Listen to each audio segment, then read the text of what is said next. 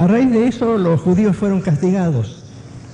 Y en el año 70 vino uno de los grandes generales del ejército romano, Tito Vespasiano, que después llegó a ser emperador, y invadió Israel, destruyó Jerusalén, mató a miles de judíos, y a los que no mató los llevó como prisioneros, los vendió como esclavos, los arrojó a las fieras en el circo romano y los persiguió junto con los cristianos por todas partes.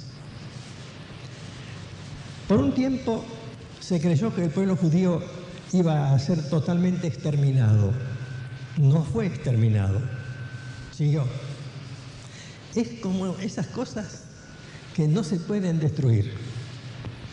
Desde el año 70 hasta el año 1948, durante casi 19 siglos, los judíos no tuvieron un territorio donde vivir. No tuvieron un país. Vivieron de un lado para otro.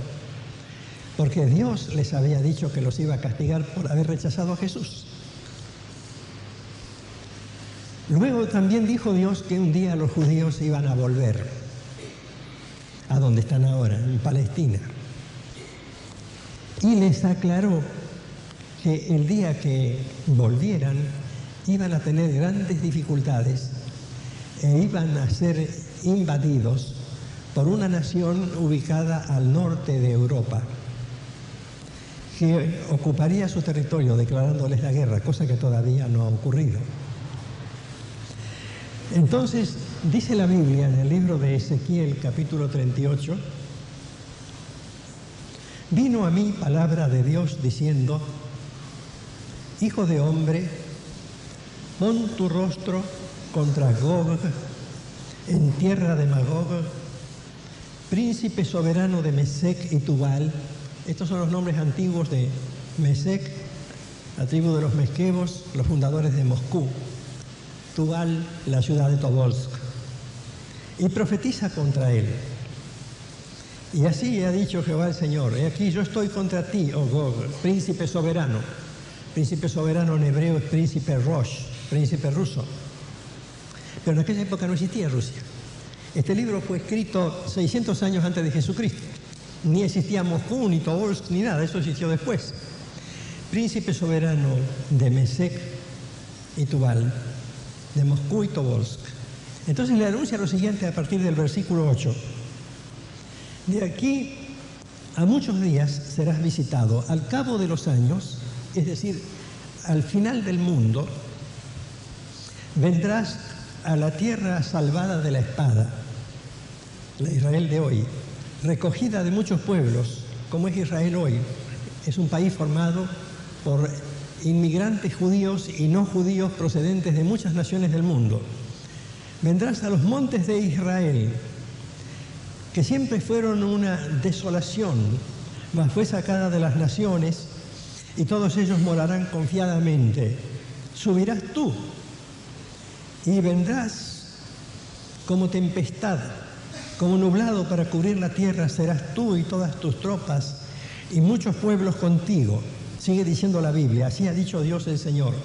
En aquel día subirán palabras en tu corazón y concebirás mal pensamiento y dirás: subiré contra una tierra indefensa, iré contra gentes tranquilas que habitan confiadamente, pues todas ellas habitan sin muros y no tienen cerrojos en sus puertas, para arrebatar despojos, para tomar botín, para poner sus manos sobre las tierras desiertas no pobladas y sobre el pueblo recogido de entre las naciones, etc.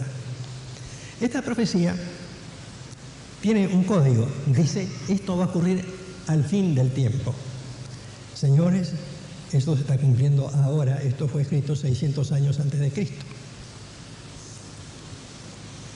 Al mismo tiempo, en estos días ustedes han leído, han escuchado por televisión o por radio que en Irak está el famoso río Éufrates y que allí ese río está marcando una situación muy especial, porque identifica a un país que según se dice tiene armas destructoras, yo no sé si es cierto o no, armas atómicas y armas que producen enfermedades mortales contagiosas que pueden matar a millones de personas. Nadie sabe si eso es cierto. Esa es la acusación de Estados Unidos, y Estados Unidos no siempre dice la verdad. Pero el caso es que con ese pretexto, con razón o sin ella, los norteamericanos y los ingleses van con sus bombardeos y tiran bombas cada tanto sobre Irak desde hace varios años. Desde la Guerra del Golfo hasta ahora, eso se está repitiendo continuamente en la zona del Éufrates. El río Éufrates es la clave de la nación iraquí. Es decir, pasa por el centro mismo del país. Ustedes pueden ver un mapa. Y entonces dice la Biblia con respecto al fin, en el libro de Apocalipsis, capítulo 9, el sexto ángel tocó la trompeta, porque hay 7 ángeles en la Biblia. Cuando llega el séptimo, llega el fin del mundo. Habla ahora del sexto, de antes del fin. Y oí una voz, dice Apocalipsis capítulo 9, versículo 13, en adelante, el sexto ángel tocó la trompeta y oí una voz de entre los 4 cuernos del altar de oro que estaba delante de Dios, diciendo al sexto ángel que tenía la trompeta: desata a los 4 ángeles que están atados junto al gran río Éufrates. Y fueron desatados los 4 ángeles que estaban preparados para la hora, día, mes y año, a fin de matar a la tercera parte de los hombres. Y el número de los ejércitos de los jinetes era 200 millones. Yo oí su número, dice San Juan el apóstol, que escribió este pasaje. Este libro se escribió hace 19 siglos. Hace 19 siglos no existía Irak, no estaba Saddam Hussein, no estaba Estados Unidos, no estaba Inglaterra, no había 200 millones de combatientes. Tampoco los hay ahora si nos ocupamos de Irak. Pero Irak ha recibido el apoyo de una nación que tiene exactamente 200 millones de combatientes: China.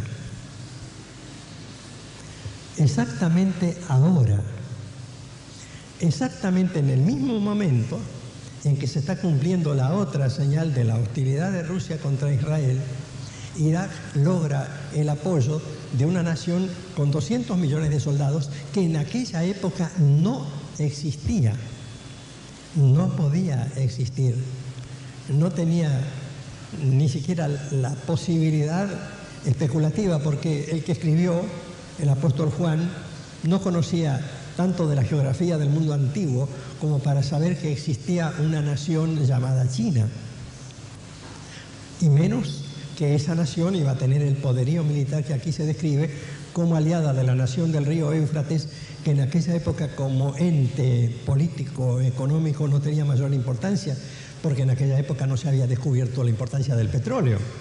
Irak tiene una economía basada en su producción petrolera, en su producción química, igual que Irán. Y en aquella época nadie sabía eso, solamente Dios lo sabía. Y el mismo Dios que da la señal con respecto a Israel, da esta señal con respecto a Irak.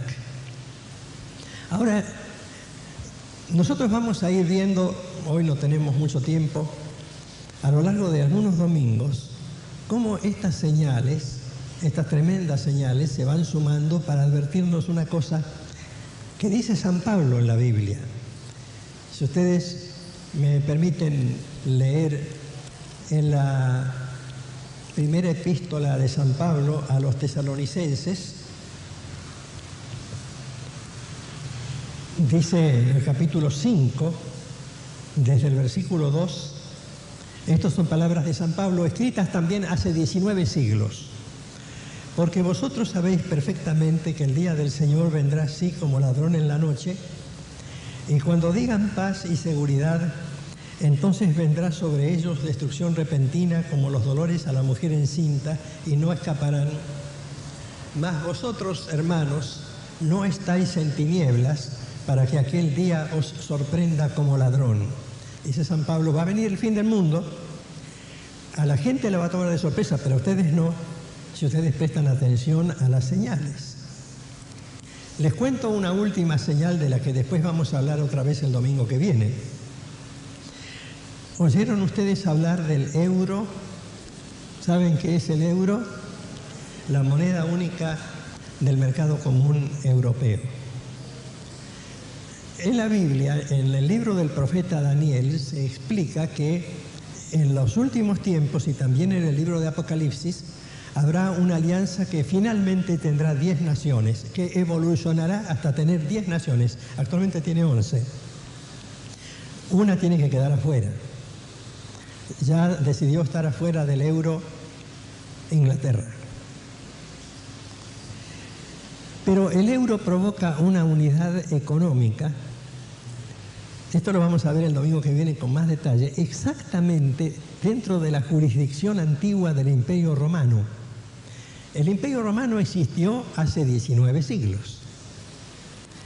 Y la Biblia, en el libro de Daniel, profetiza, y también en el libro de Apocalipsis, que el Imperio Romano va a resurgir en forma de 10 naciones poderosísimas, que pondrán un gobernante económico sobre el mundo. Este gobernante recibe en la Biblia el nombre de Anticristo.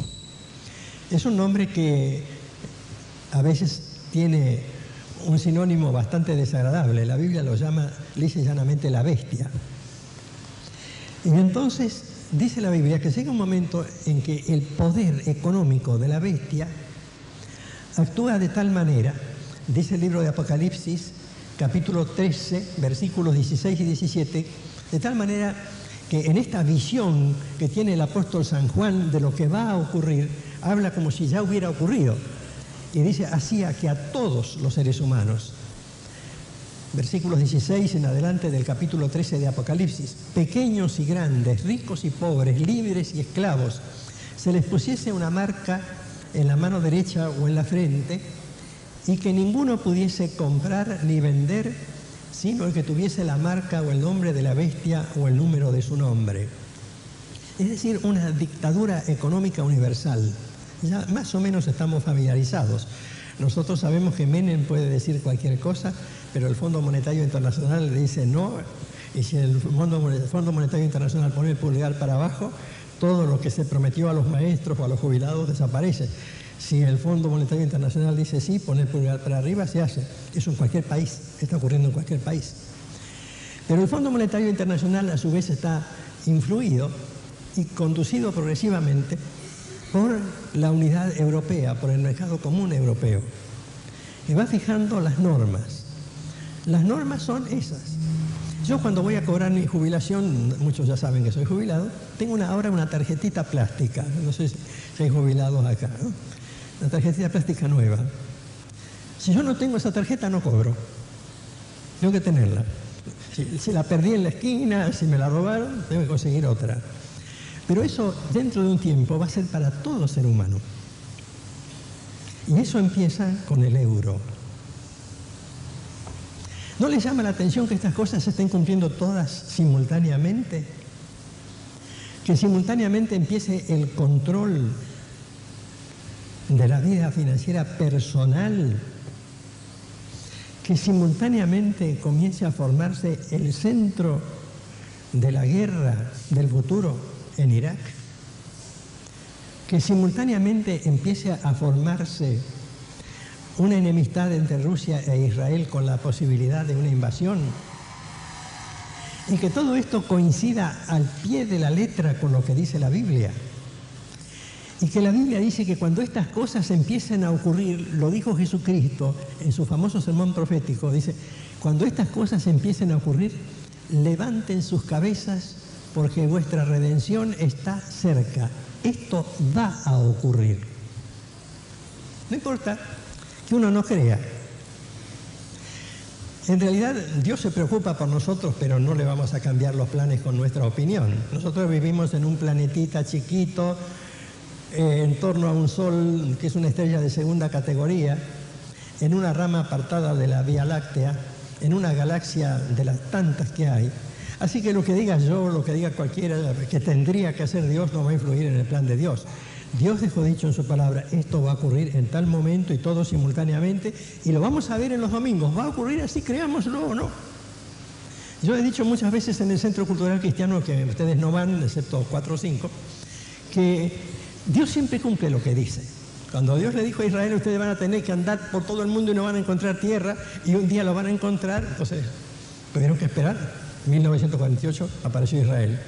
Cuando Dios les dijo, ustedes van a tener que ver a Jerusalén asediada y discutida y peleada y no la van a poder tener hasta que yo decida, así pasó durante 19 siglos hasta 1967, cuando Jerusalén cayó en manos de Israel, etc.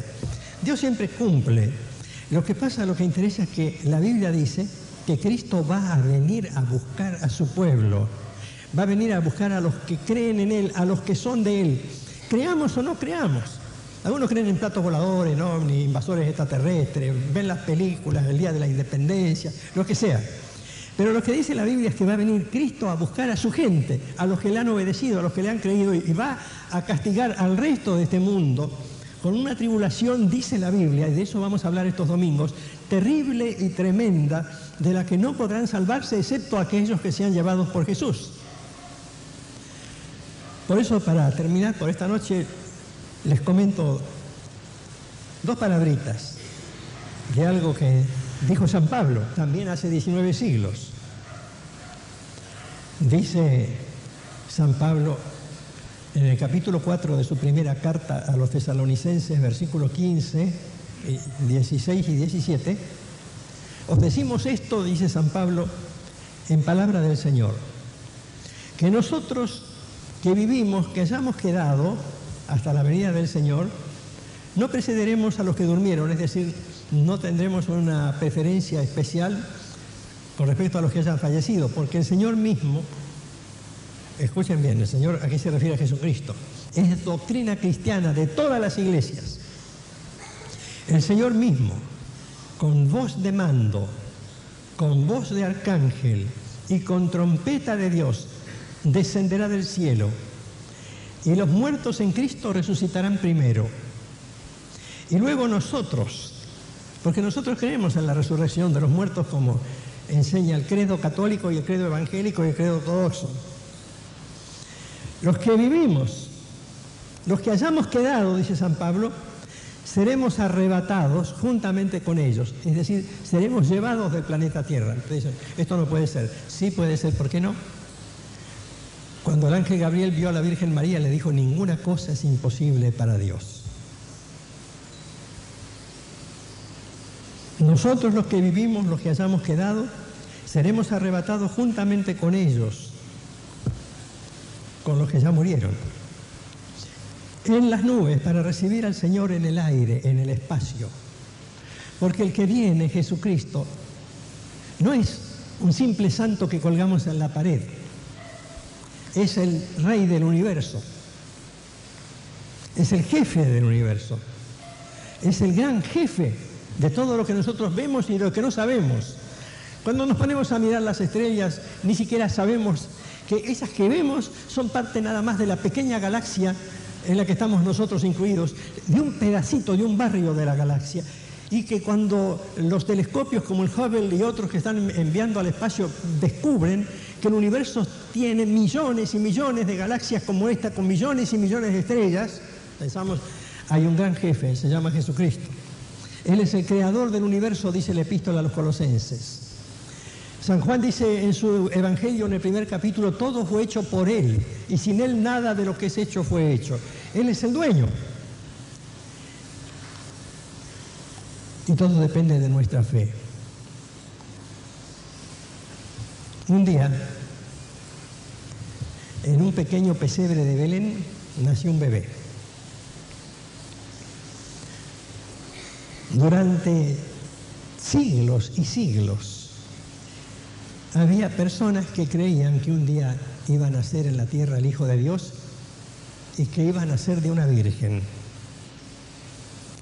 Todos lo miraban con incredulidad. ¿Vos crees en eso? Pero un día la Virgen llegó a Belén y el niño nació y fue Jesucristo. ¿Vos creés en eso?